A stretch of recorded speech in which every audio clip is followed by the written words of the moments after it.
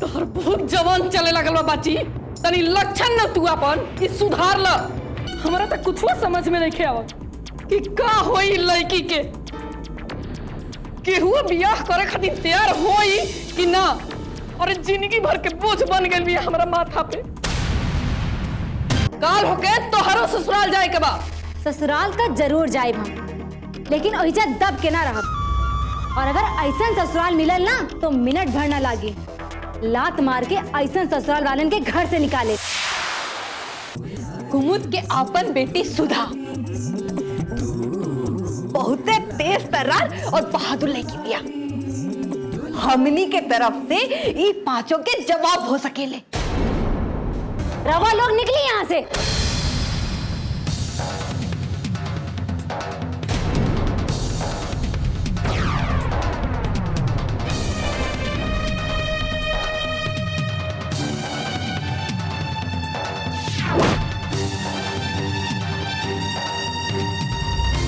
अरे नालायक लड़की, ये तू का कइले तू?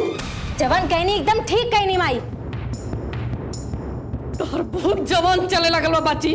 तनी लक्षण न तू अपन कि सुधार ल। ज्यादा लड़कियन के हिटलर पाना ना ठीक ना होला। काल होके तोहरो ससुराल जाए के बा। ससुराल का जरूर जाए हम, लेकिन ओहिजा दब के ना रहब। और अगर ऐसा ससुराल मिलल ना तो मिनट भर ना लागे, लात मार के ऐसा ससुराल वालन के घर से निकाले।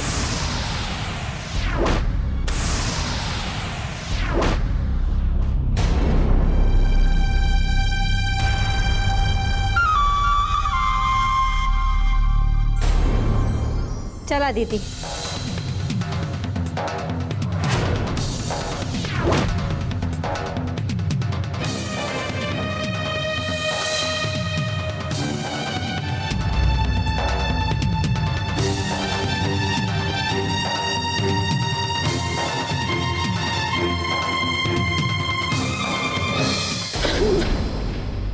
आई हो बरम बाबा, अब हम का करी?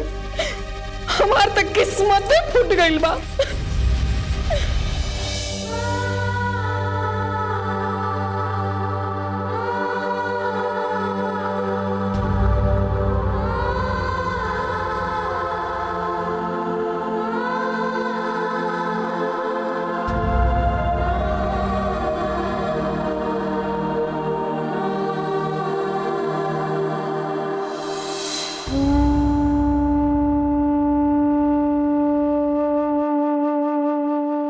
दीदी, तो कोनो प्रकार के दुख मन में मत रखिया।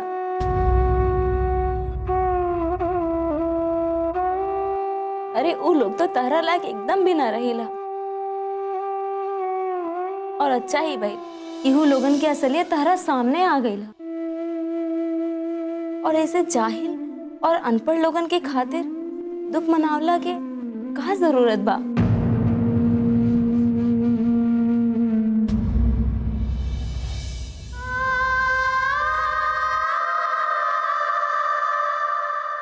दीदी, तू बिल्कुल अफसोस मत करिए। पता ना काहे हमार मन कहता कि तेरा बहुत निमन रिश्ता मिली। और देख लिया, भगवान जी तेरा ब्याह की खातिर कोनो राजकुमार ही भेजियन।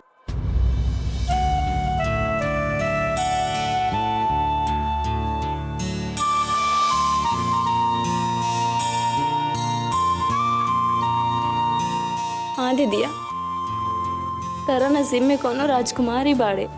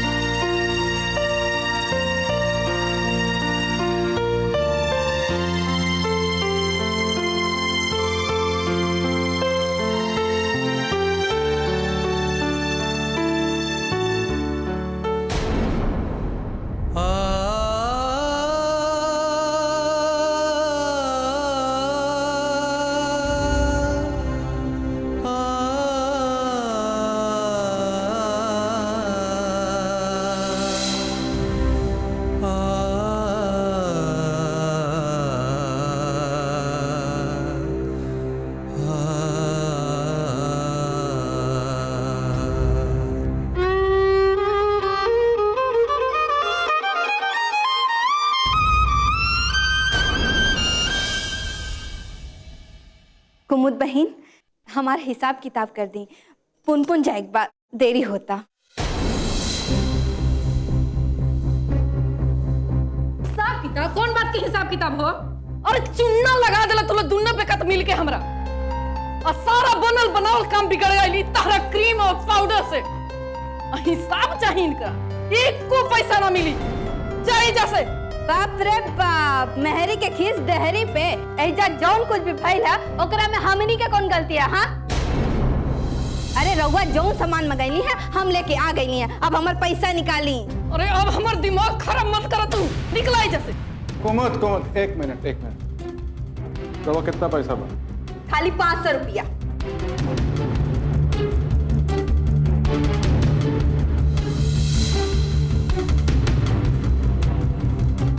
धन्यवाद।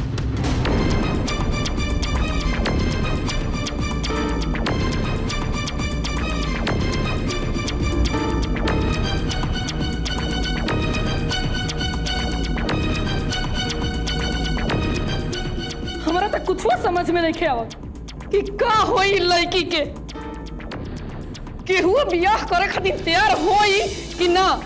और जिंदगी भर के बोझ बन गई बिया हमारा माथा पे।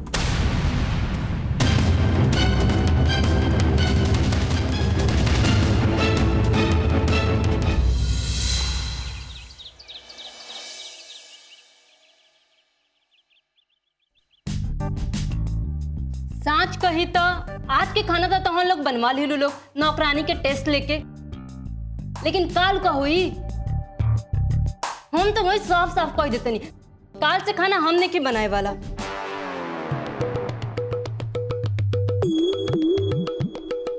ये झंझट से छुटकारा पाए खातिर तुहन लोग काहे नहीं दूसर नौकरानी रख ले दाटू? नौकरानी मिलत कहाँ बाड़ी सन? सब के सब तो यहाँ फुटानी वाली बाड़ी सन। आज तक हम कितना से तो मिल चुकनी, लेकिन एजा कोनो टिकट कहाँ बिया? सांच कहो तनी तका हमेशा ऐसे ही चलत रही। तो हम का करी? जबरदस्ती कोनो नौकरानी के उठा ले आई का?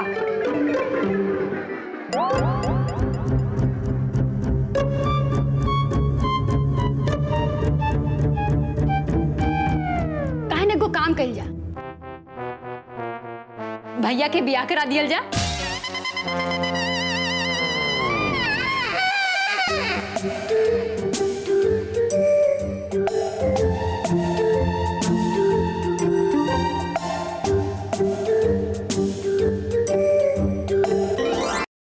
अरे भाभी आई तो सारा झंझट उनके कपारे पर है ना।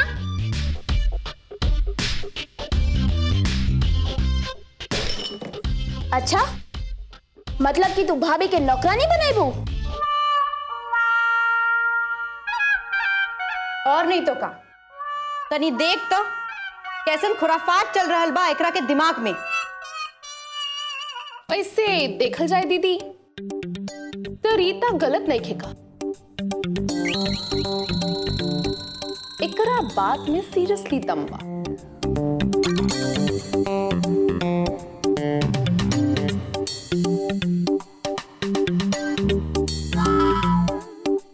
देखा जा भैया खाली हमनी के वजह से आपन बिया नहीं करत, और वैसे भी हमनी पांचों बहन का बिया करावत करावत ऊ बूढ़ा हो जाइए। अब हमनी के वजह से उनकर उम्र बीत जाए, एकरा से त निम्मन बा कि हमनी कैसा हूं कर कर उनकर बिया करा दिल जा।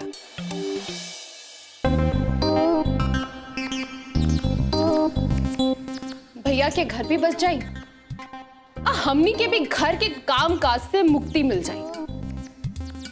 एकरा में गलत भी का बा? दुनिया के हर घर में हर बहू घर के कामकाज करबे करेली।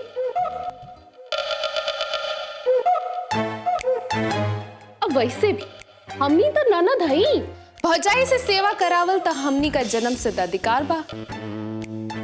और सबसे बड़ बात तो ई हुई कि भैया के घर परिवार मेहरारू के अइला से पूरा हो जाए, वरना भैया तो बिया कैला से रहना। कबो कबो रीता भी लाखों रुपए के बात कह जाले।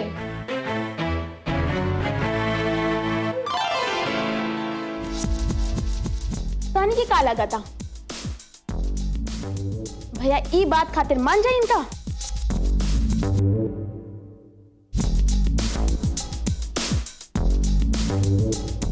कौनो न कौनो उपाय करके भैया के मनावे के पड़ी।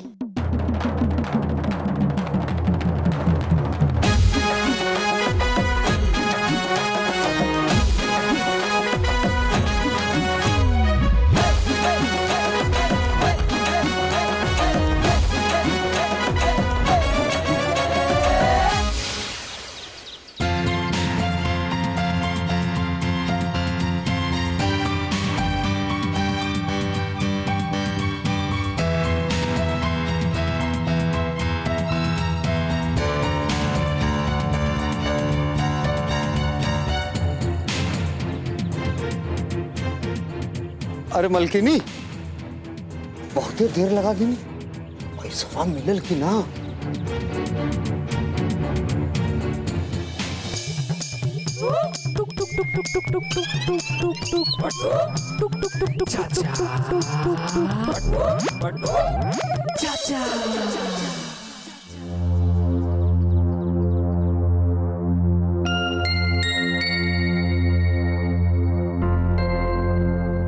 और सुनाई मलकिनी, का भइल हो जा? क्रीम पाउडर से उखाड़ने की बात बना है कि ना?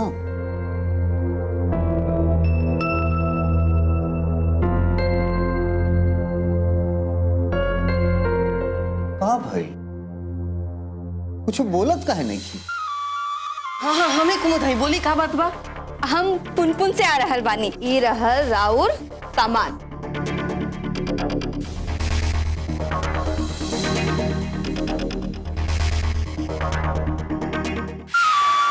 ऊ मूर्ख औरत के हम कतना समझौले रहनी कि क्रीम पाउडर से केहू गोर ना होला, मगर हमारे को बातें ना सुनलस भाई।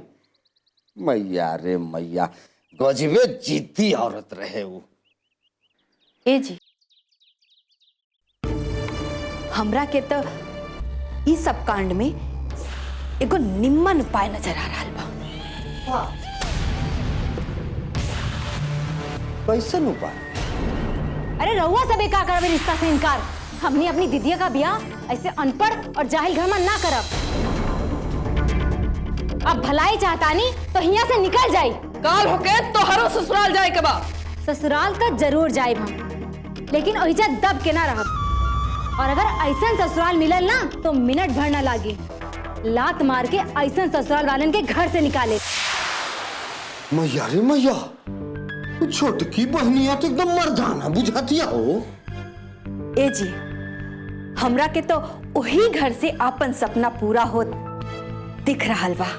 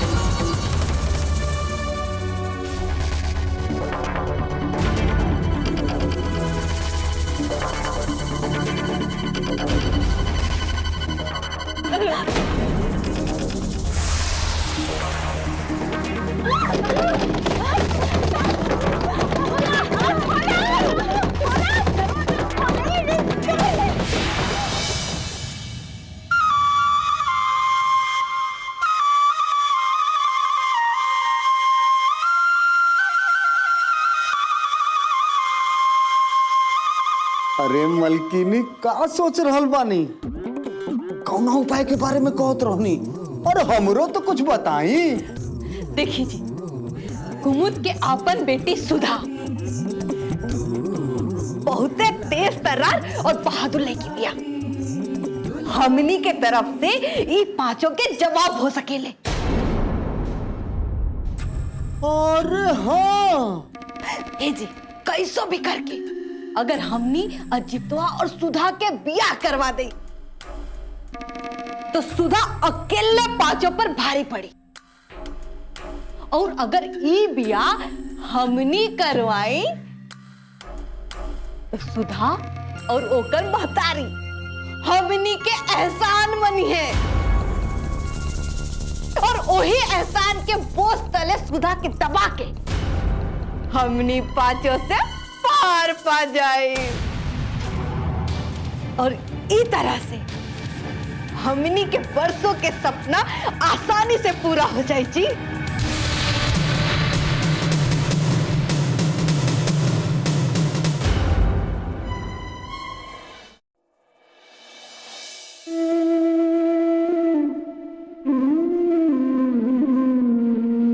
बहुत अभागा बानी विभा, हम चाह के भी तारा कति कुछ नहीं कर पाओ।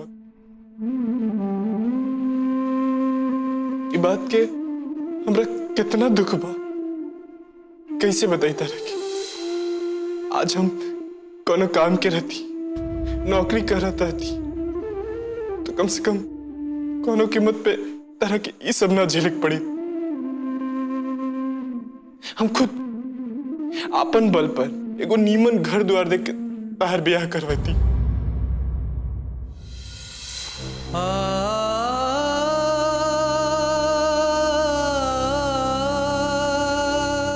तू हमरा के लेके इतना परेशान ना रहल कर। परेशान भइला से हर सेहत भी खराब हो जाए।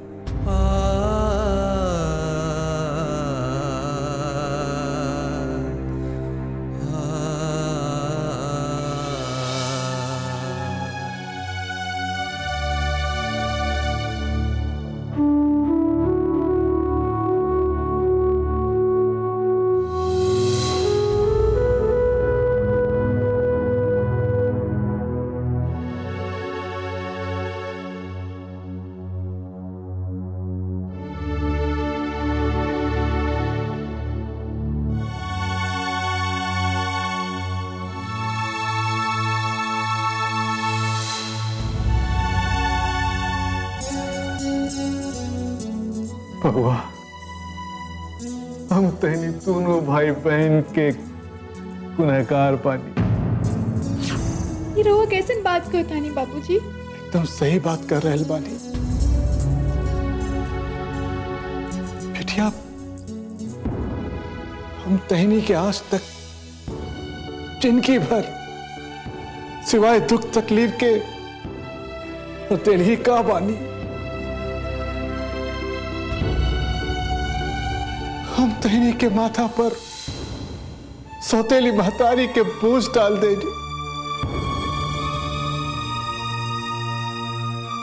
तोरा महतारी के चल गईला के बाद हम खुद से ई सोच के ब्याह कईनी कि तहनी टूर ना कहे, तहनी के एगो माई मिल जाई।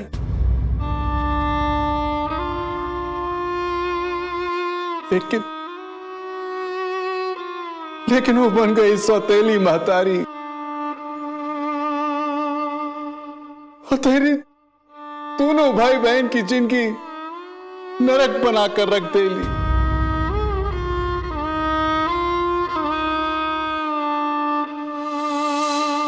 और हम इस सनफा का इंसान बानी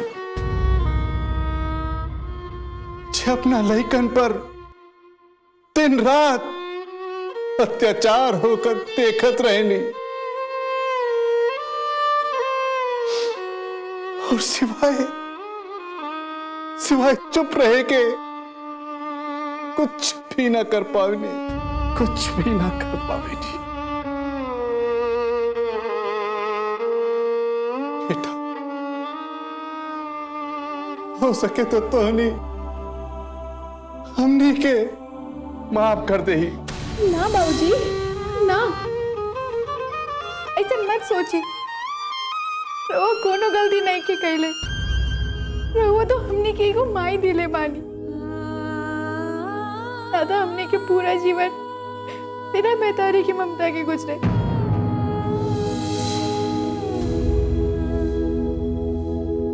और माई भी एकदम खराब नहीं की। उनका दिल बहुत निमन बा। वो तो हमेशा सच बोलेली।